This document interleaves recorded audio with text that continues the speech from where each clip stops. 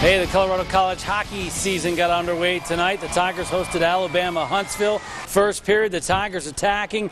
Aaron Harstead gets tripped up, so the Tigers would go on the power play, and they would take advantage. On their first power play of the season, Harstead, slap shot, oh, rubber pucky, you're the one. Colorado College wins their season opener 3-2.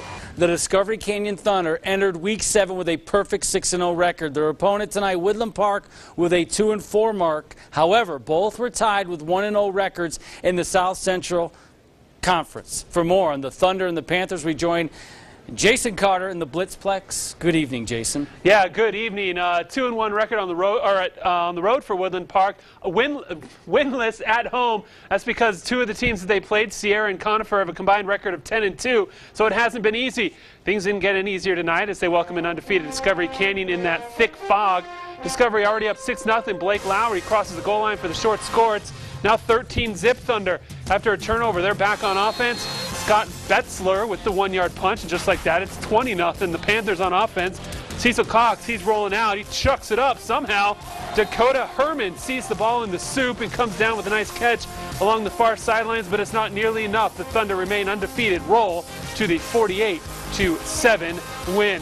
We're going to come down the mountain and catch up with Cheyenne Mountain and Palmer at homecoming for Cheyenne. These two teams had a rough go, both going 1-5. Straight to the second half, Palmer increases their lead to 18-0. Austin Lopez untouched for the visitors. They go for 2 after that touchdown, but John Erickson gets in the backfield and keeps the Indians' deficit right there. The terror defense was exactly that for Cheyenne Mountain. Aiden Rader gets tackled in the backfield to end yet another Indian drive. And that was one of the few, well, as they drop, the home team drops their 25-6 decision.